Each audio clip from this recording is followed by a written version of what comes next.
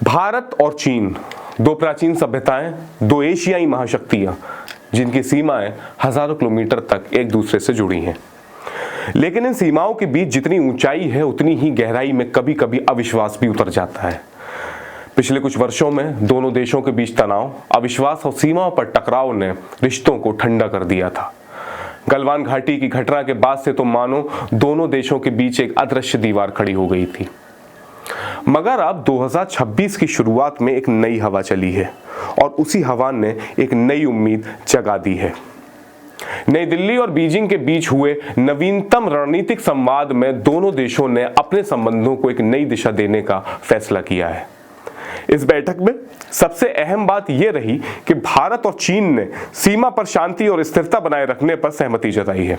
दोनों देशों ने माना कि सीमा विवादों को हल करने का सबसे बेहतर तरीका है संवाद, धैर्य और आपसी सम्मान। इस वार्ता में यह भी तय हुआ कि सीमा पर तैनात सैनिकों के बीच संचार को मजबूत किया जाएगा ताकि किसी भी तरह की गलतफहमी या अनावश्यक तनाव को टाला जा सके। यह फैसला इसलिए भी महत्वपूर्ण है क्योंकि पिछले वर्षों में लद्दाख, अरुणाचल और सिक्किम के कुछ इलाकों में कई बार गश्त के दौरान टकराव की स्थिति बन चुकी है। दोनों देशों के बीच हुए इस नए समझौते में एक और बड़ा कदम यह है कि भारत और चीन अब फिर से हवाई सेवा बहाल करेंगे। कोरोना महामारी और सीमा विवादों के कारण पिछले 4 सालों से दोनों देशों के बीच सीधी उड़ानें लगभग बंद थीं।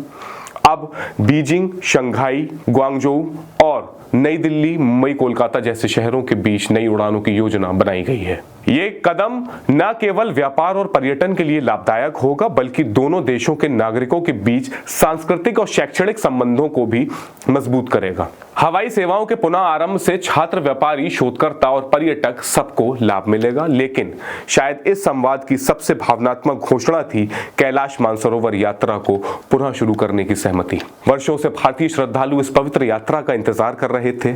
गलवान विवाद और सीमा बंद होने के बाद से ये यात्रा स्थगित कर दी गई थी। अब दोनों देशों ने तय किया है कि यात्रा के लिए नया सुरक्षित कॉरिडोर बनाया जाएगा ताकि तीर्थयात्री बिना किसी खतरे के इस धार्मिक मार्ग से गुजर सकें। चीन ने कहा है कि वे भारत के श्रद्धालुओं के लिए सुविधाएं और सुरक्षा व्यवस्था को दोगुना करेगा, जबकि भारत ने इस यात्रा के संगठन और मार्गदर्शन की जिम्मेदारी अपने मंत्रालय के तहत संभालने का प्रस्ताव दिया है। इस कदम को सिर्फ धार्मिक दृष्टि से नहीं बल्कि सांस्कृतिक कूटनीति के एक उदाहरण के रूप में देखा जा रहा है। दोनों देशों ने इस बात पर भी सहमति जताई है कि विवादों को मीडिया के बजाय वार्ता की मेज पर सुलझाया जाए।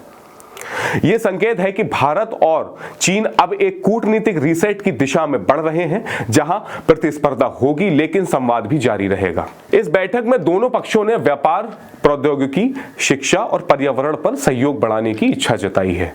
भारत ने स्पष्ट कहा है कि वो सीमा पर शांति को आर्थिक सहयोग से जोड़कर देखता है, यानी अगर सीमा पर भरोसा और स्थिरता होगी तभी व्यापारिक और तकनीकी संबंध बढ़ सकते हैं। चीन की ओर से विदेश मंत्री ने यह भी कहा कि भारत और चीन दुनिया के 2 सबसे बड़े विकासशील देश हैं। अगर ये दोनों साथ आए तो पूरा एशिया स्थिर और मजबूत बन सकता है। इस बयान को नई शुरुआत के संकेत के रूप में देखा गया। भारत ने भी संयमित लेकिन सकारात्मक प्रतिक्रिया दी। सीमा पर शांति हमारी प्राथमिकता है क्योंकि शांति ही प्रगति की शर्त है। यह संवाद लगभग 5 घंटे चला और अंत में दोनों देशों के बीच एक संयुक्त वक्तव्य जारी किया गया।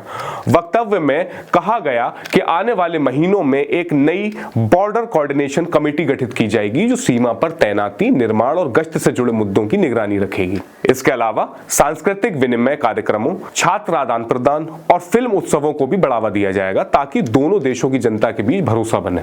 अंतर्राष्ट्रीय विश्लेषकों का मानना है कि यह मुलाकात केवल कूटनीतिक औपचारिकता नहीं थी बल्कि वास्तव में रिश्तों को फिर से गर्म करने का प्रयास था। हालांकि विशेषज्ञ यह भी चेतावनी दे रहे हैं कि वास्तविक सुधार तभी दिखेगा जब सीमा पर व्यवहारिक शांति कायम रहे।